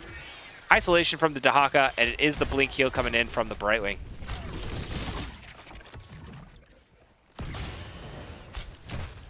So now the combo, the engage combo, the ETC looking to get that power slide. Mosh has the Dragon Arrow to be able to lock people down. Just has to kind of play it around the crowd control. You know, you got to make sure that you don't get interrupted with this Mosh, because Zul'jin going to need a second to put down the pain. Hanzo, if they can get in a small corridor, Hanzo's going to put down the pain with a W, especially with level 16 piercing arrows. But ETC going to have to be very, very particular with when he gets the Mosh, because he doesn't want to get it interrupted by all four of these members who, well, now Orphea doesn't have it. She does not have the Crushing Jaw, so Orphea does not have the interrupt. But Anduin, Murden, and Deathwing all having one. ETC getting stunned, a big three-man stun coming in. Deathwing, Eternal Feast thrown down by the Orphea there. And Jungle Jim DJ coming in with the 2 gifted subs, giving one to PJ Red Koala and giving one over to Red Reveler 956. Thank you so much for the donations. Definitely appreciate it. That definitely gets us one step closer to the tattoo. That unfortunately right now, Weenus is still leading the bit counter, so Weenus is going to get to pick the position. And I am terrified that Weenus gets that choice. Oh man, Weenus. Somebody's got to beat Weenus. Please, before we get to 1,500 subs, somebody beat Weenus. But thank you so much. Definitely appreciate the support. And ReGen Nebula gonna control this bottom shrine. Looking for the engage. ETC still holding on, but Murky being annoying. Stealing camps again. Dahaka got his 6th sense on. Coming down. Finds the Murloc. Camp is very low. Murky not going to be able to kill the Dahaka, so the Dahaka may get the steal here. Oh, but the Octo Grab is there. Hanzo coming on up. Jumps over. Murky gonna go down, and Murky's gonna get the camp over. Meanwhile, Infernal Affairs. Oh, Zul'jin! One, I believe it was like 50 health there. That was so low, but he gets away. Brightwing gets the phase shift off. Tip your healer yet again. But the camp's being picked up there by the side of ReGen Nebula. conflicted. Not as much poke going down on the Deathwing, considering he's the only one that can't be healed back up easily. That's definitely a good point. Deathwing able to, has been staying fairly healthy most of this game. His positioning has been pretty darn good. But we'll see if Hanzo, I mean, once Zul'jin gets this 30 stacks, getting that second twin cleave is going to help keep this Deathwing a little more under control. And then Hanzo, once he gets the piercing arrow, going to be insane. And they'll have a little more. Zul'jin going to get the percent damage here soon too as well. But Zul'jin popping his health in half. And here we go again. The engage is on. Tazdingo is not popped. And Zul'jin going to fall. ETC in the back line. Trying to get the flank, but everybody just jumping right on him. And that ETC will fall. Blink heal by the Brightwing. Not enough to save. Dahaka does get the top fort. So he gets the fort, but at what cost? Will this keep go down? And Zul'jin, just unfortunate timing again of the HP cut. Once everybody saw he cut his HP in half, they jumped in on him right away. Isolation, throw down on the Murden, but the tongue does miss. Dahaka not able to find. The keep goes down. And Infernal Affairs looking for the reverse sweep. Got the win condition in the bot lane. Looking to try and end it.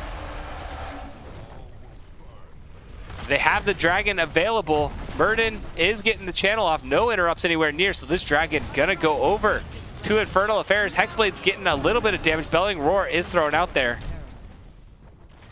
But the dragon going down into the bot lane.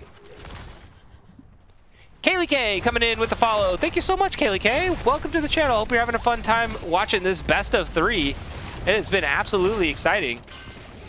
Going all the way down to the wire here. Appreciate the support. Thanks for coming out.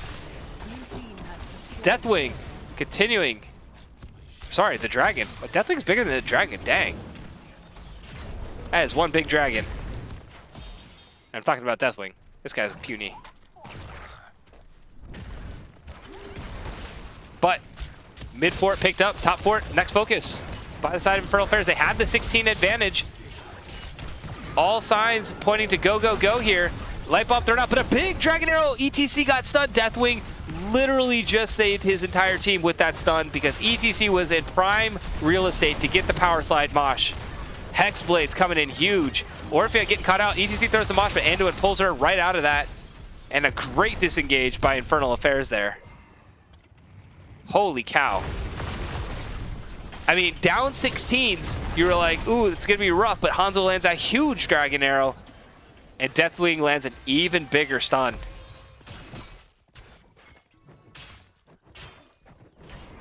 But here comes the engage. Murda jumping in. Zul'jin not popping the half health this time, so he's going to be able to get himself away. Phase shift coming in. Now he gets topped off. Now he's able to pop it. And now starts putting down the damage. ETC did slide in. Octo grab is thrown down on the ETC. ETC is going to melt. And that is going to be another kill coming in for Infernal Affairs. Up 7-1 in kill so far. Playing a very, very well orchestrated game, very patient, only getting 1 or 2 picks here and there, but they're critical and able to get structures off of them. Meanwhile, ReGen looking to still get on those 16s. Once they get to those 16s, you gotta watch out. Zul'jin now gonna get that increased attack speed. Hanzo did not go piercing, goes for the Giant Slayer, so gonna go for percent damage as well. Try to get this Deathwing under control. Zul'jin needs one more to get to that magical number 30 that we've been waiting for.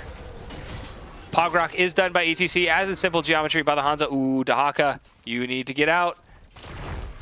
Starting the burrow off, doesn't get the stun in time, so Dahaka is out of there. See ya later, Alligator. Dahaka going all the way down to the bot lane. But everybody on Infernal Affairs is gonna push up on the Bridge of Death. Gonna start the siege here in the top lane. Murky is there, Murky is strong. Level 16 Murky can be a scary thing. Level 20, even more terrifying. Everybody backing off up in the top lane. 16's available for both teams. ETC off on a merry adventure, looking for a gank. Doesn't necessarily want to pull the trigger, having nobody behind him. And so ReGen Nebula up against it, but not out. All they need is that combo. Hanzo hit a great dragon arrow earlier, looking for another one coming in from Stixa. ETC will be able to follow up easily with the mosh. They have Orphea down in the bot lane. The dragon is about to be channeled. Everybody in this mid lane, the party is here and the fight is on. Murden gets the stun, got the Octavine, the ETC lands the Mosh, but it's on the Murky. Dragon Arrow, ETC does fall down. They're trying to kill this Anduin in the backline. Anduin does go down, so it's a 1-for-1 so far. Zul'jin not really being contested right now, getting some damage down. Hanzo getting the poke. Dahaka trying to get himself away, will be able to.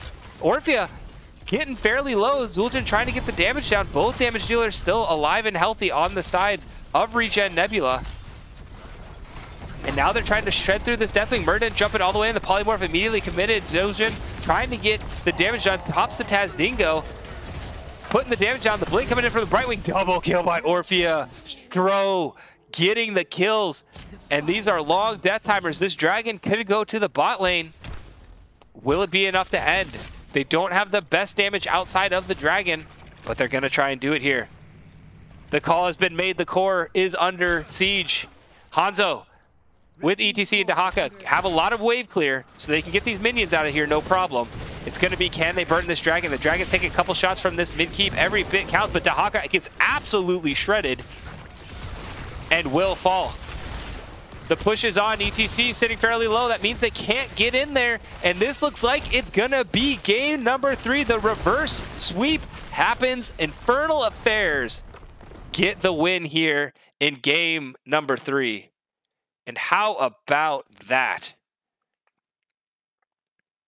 Oh my goodness. Well played. What a series by both of these teams.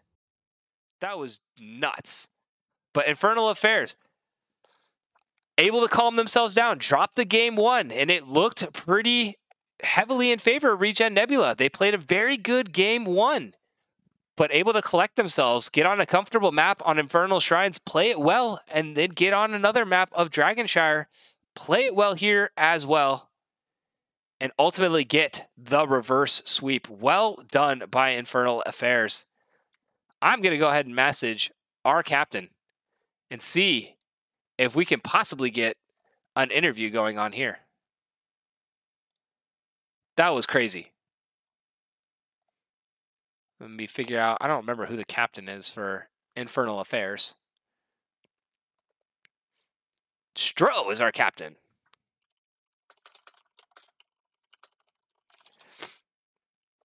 I mean, there's so much to talk about there. Such a long series.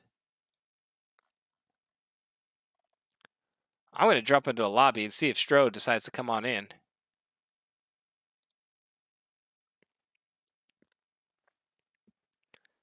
Jangle Jim, strong Stro. Loving it.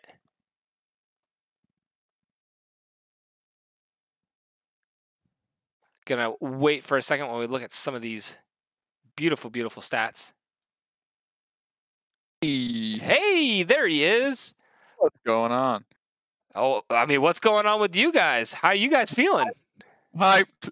Our Hyped. classic lose the first game, win the next 2 series. You know, we've only been doing that all season. Lose the first, win the next 2. But a big win here against ReGen Nebula in a series that, I mean, everybody was hyped for this one, knowing it was going to go all the way, and of course it did. But I mean, congratulations again. I mean, let's go all the way to the beginning. They take us to Battlefield, or excuse me, they take us to Battlefield of Eternity. You guys get first hero pick, and you said in the pregame flip, you're like, I don't know if I'm gonna want to do this, but I'm gonna do it anyway. Go with the first pick. And what happened in? Let's just talk about in general. What happened in that Battlefield of Eternity? Just take us through what you guys were going through. It was a battle of race, and they had more. The interesting thing there that kind of unfolded was that the Rainer has race level 1, Vala has race level 7. So we basically had to give the first immortal, and then I think RNGesus was on their team because their immortal that they were attacking always seemed to spawn on their side. So they were kind of able to back up into their towers anytime we wanted to fight them on it. So we couldn't really secure the kills. So we were kind of like, damn, next game. Like, yeah, just get us out of this. It's just, it was so unfortunate. You know, look for a second. You guys, you know, you're saying you gave the first one, but you got the second one. That second Punisher. For a second, it was like, all right, here we go. Infernal Affairs get the second Punisher, and we're getting there. But ultimately, it just seemed to kind of fall apart. You know, they were able to play, the macro kind of got a little out of control, and ultimately, ReGen Nebula comes in, gets the win there in game number 1. But then game number 2, you guys go for map pick. Send us to Infernal Shrine. It's in your name. Is that a map that Infernal Affairs loves to run on? Yeah, that's definitely a comfort pick for us. Like a BOE is the opposite of that, right? We almost never get it in rank. Like I said in the pregame lobby, it's like we get fucking Warhead every time we play rank, so you never get any time on BOE. But yeah, Infernal is definitely a more comfortable place for us, and the draft went a little better for us. Actually, in the first game, we were wanting Artanis, we wanted Ming, we wanted Greymane, and they did so much to ruin that. So it's nice to see me finally getting some Greymane respect, bans. Appreciate that, guys. But yeah, they kind of nerfed what we were trying to do, and then picked really good things. So it's like okay. But game 2, it was a little more comfortable for us. We kind of had that wacky 4-man Malthael comp that we've been toying around with a little bit, and I don't think they were ready for that. They had a very much what seemed like a like the Varian training wheels sort of. You go hit one person and kill them, and Yeah. it worked. Yeah. If they did it. If they miss, we absolutely win the fight because they eat black hole. I get on their back line, like they just get swallowed up. And I think the Yeah. last fight, I had the flank. The Murden's like, I'm going, so he jumps in. So all the attention goes on him. Then they get walled. Then they get black hole, and it was just like, oh my god! Like, if we got to get the fight we wanted, it was gross. So Yeah, I mean, there were multiple times. It was funny because there's a time, not a few moments, like 5 levels earlier or something, where you guys got like the back position. You got this great flank on ReGen Nebula, um, and so you're like, you had them between you. They were stuck. You were between them and their keep, and it's like, ReGen Nebula's in a lot of trouble. And then it kind of just all fell apart, and ReGen Nebula actually gets 2 kills there, and you guys are all of a yeah, sudden tail between your legs trying to run away. And so I was like, okay, that didn't work out as planned. And then I saw it starting to form again. I'm like, okay, here they go again. Are they going to get it this time? And I mean, absolutely cleaned it up. That was a beautiful last fight. Murden just drawing all the attention. You guys were able to just clean house, get that game number 2. Just talk to us a little bit about the decision, because I'm curious. I haven't seen it a ton. The Malthael into the 4-man with the Zeratul being in the off lane trying to get that double soak. well, first let's talk about those 2 fights that happened. I Sure. think one of the reasons why the fight where we got the flank the first time was less successful was the amount of space they had to play. Yeah. We fought in the widest lane on the planet versus the second fight where they all got hit in the smallest choke on the map.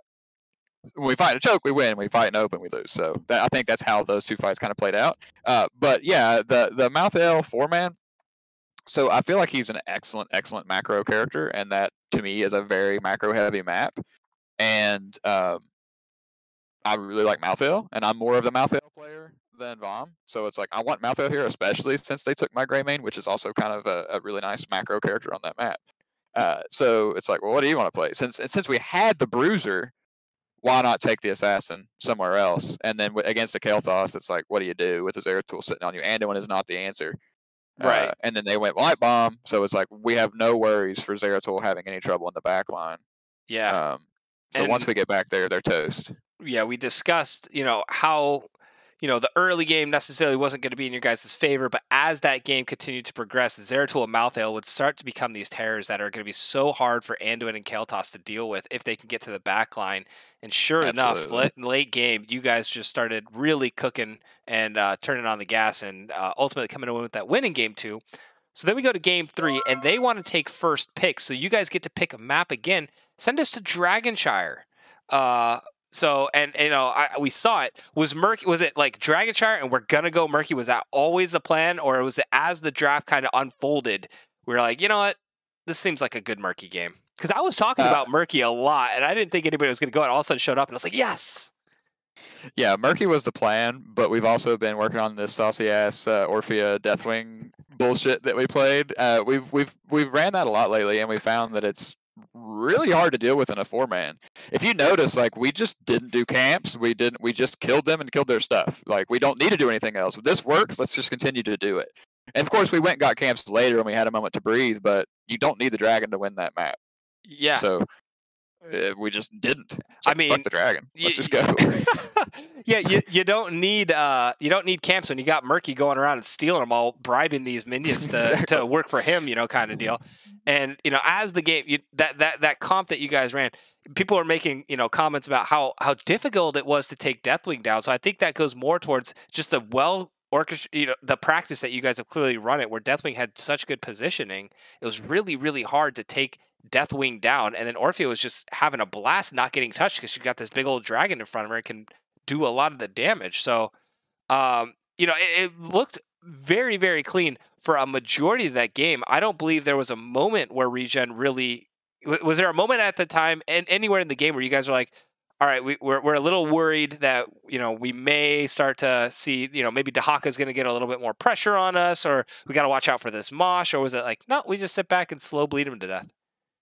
No, I think we had complete control of that game. The wonderful thing about this draft is that Orphea has a massive front line to stand behind, and she wants to be in the fray, but having Muradin in front of her, having Deathwing in front of her, especially against ETC, because she could just chomp him up. He's toast. He's like the squishiest tank in the game, in my opinion. So we actually warmed this up with a quick match prior to the series, and I was against a Mal'Ganis, and I was chewing Mal'Ganis up. So I was like, if I could chew Mal'Ganis up, surely the ETC's toast. So he couldn't stun the Deathwing, and then we're like, hey, why don't we just do Light Bomb Muradin too and try to get some combos with that while we're at it? And it's like, yeah, if you Light Bomb somebody, they're going to be in my ult, 100%. And you saw that probably a couple times as well. So it's just a fun little draft that we got to put together this week and got to run it.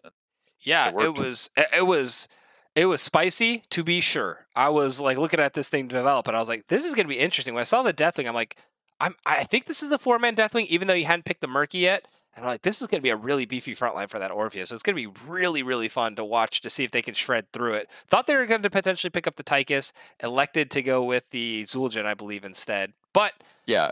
ultimately, well, what's funny too, yep. Credit to Hex. He's really wanting to push the mage Deathwing. I would honestly vote Hex to be the MVP here in this series. He popped off on TAS. He popped off on the Deathwing. I mean, they couldn't do anything to him. Yeah. I was going to say, I just saw it in chat, Hex is going, Deathwing is a mage. Who knew? Yeah, absolutely. So props to him for wanting to play that. I just think it was funny. Before we played the series, I was actually talking to their captain, and they mentioned something about scouting us. I was like, yeah, you can scout us, but we've always got something different every week. And then we bring this out, and they clearly weren't ready for that. They weren't ready for that comp whatsoever.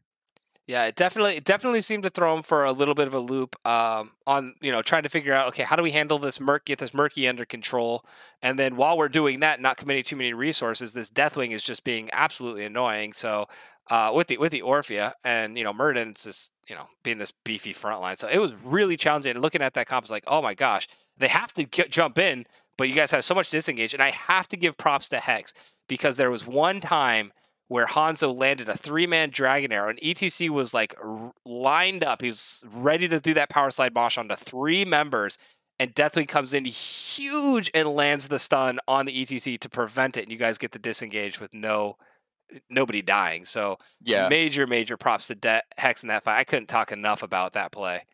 Yeah, there was one moment where I got moshed for maybe 0.2 seconds, and I was like, oh, and then it was over. I'm like, oh, okay, that wasn't so bad. Because it's like, if I get moshed, I'm toast, but they didn't really get away with it. Even though the Hawkeye wasn't really too concerned with, again, Orphea kind of just chews people up. As long as I don't get hit with his stupid isolation, I should just be able to kill him. Yeah. All right. Well, I mean, you already kind of took away my next question, which was going to be, who do you think the MVP was? So we'll just skip over that so we don't give Hex, too big of a head. And, no, it won't get any bigger. And we'll go to the final question. Actually, it's not a question. It's more of I'm just going to open it up to you. Any shout outs you'd like to give? A lot of fans coming out in Twitch chat. A lot of people watching this one. The floor is yours. Yeah. Props to the team. The mental state of us, we keep losing game 1 and winning game 2 and 3. So that's a trend. I'd like to win the first 2. That'd be ideal. But, to take the series, even though we lost the first game, props to the team. Shout out to the coach, of course, Ripper. Always nice to have him behind us, giving us all his insight. Again, props to Hex, MVP. Excellent. I'm glad we got to play the Deathwing. It'll probably get banned now, of course. Thanks to everyone coming out and watching. I'm glad we got some support in the chat. We also have our own stream going, so that might be where some of the people are coming from to watch the interview, maybe. Oh yeah. But yeah, shout out to ReGen. That was a really good series. I like close series like that. A lot more fun. Sorry about game 3. Yeah, I mean, I picking this up, I was like, man, I don't know how many people are not picking this up with it being the number, I think like 3 versus 5, but it's, both team have the chance to get into that 1 seed, so it was awesome to see. But anyway, congratulations again, Stro, for your guys' 2-1 victory here. I'm gonna take off, and thank you so much for coming out. Congratulations again on your win. Yeah, thanks a lot. Absolutely. Take care, man. Yep. All right, ladies and gentlemen, that was Stro coming in, giving us the interview. Captain of Infernal Affairs, coming away with the 2-1 victory. I mean, I'm going to go through this one more time because you guys are just absolutely insane with all the support you've been giving out. So I have to go through and shout out everybody one more time. IT Cowboy, Ronan, Jungle Jim, Bugcatcher Andy Corn, Cue Ball, Nullisk, Ori, King is the best HOTS player, CRS Sheriffs, Kaylee K, Hexblade, Shruffslaw, the Strooge, all coming in with follows this stream. Thank you all so much. Welcome to the channel. Hope you are having a lot of fun. And then big old shout out to Jungle Jim DJ, giving away the 2 gifted subs to the channel. Thank you so much for the support. Have to again shout out Crush for the raid. Thank you so much for coming in with the 9 members. Definitely appreciate it, everybody. Please go over and drop some love on Crush's channel. Drop him a follow, or since it's September and subscriptions are 50% off, go ahead and drop him a sub there over and give him some love in that regards as well. All these casters definitely have a lot of fun. It's great to see the community come out and support us. We definitely appreciate it. So as far as tonight, I believe that moves Infernal Affairs all the way up into 2nd place now because they get the 2 points. But ReGen Nebula also gets 1 point, so they are now tied, I believe, for 2nd or maybe 3rd. I don't know entirely. I don't remember the math looking at this originally. But going forward, I was going to see if I could pick up the 7:30, but that one had already started. This one went the distance. It went a little late. So I won't be casting today, but I will be casting hopefully tomorrow and Wednesday since I am off for the next 2 days. Going to try and pick up as many casts as I possibly can. May even get some replay casts in tomorrow during the day. But you've all dropped the follows. I always send a notification when I go live. You'll be able to catch that notification, jump on in and watch some more HOTS action. And there's plenty more coming down the rest of the week. May get some Storm casts in here in this upcoming week as well. But for tonight, I think that's where I'm going to end it, but that's not going to be the end of HOTS tonight. There is still a lot of HOTS going on. Creeper Bots is going down on the Nexus main channel, or let's see, that might be done. Let me find somebody for us to raid real quick. Go over to the calendar. I think Bonkai is starting off. Let me see if Bonkai's streaming. He raided me last night, so I got to raid him back. Let me double check to see if he is going. He is absolutely going. We're going over to Bonkai's channel, ladies and gentlemen. I'm going to get this raid started. Thank you all again so much for coming out. Definitely appreciate it. Sparklark, I don't want to forget you. Thank you so much for the follow. I definitely appreciate it. And Goat Peppers coming in for the last minute. I do also have to give Jungle Jim DJ and CR Sheriff those redemptions for Take a Drink, man. So 2 coming in. That's 1. And that is 2. Normally I'm drinking a beer, but today I'm sick, so I'm drinking some tea. It's pretty good stuff, though. Thank you again so much. Definitely enjoyed. I will see you all here next time. Have a fantastic night, everybody, and enjoy the game on Bonkai's channel. Good night, everyone.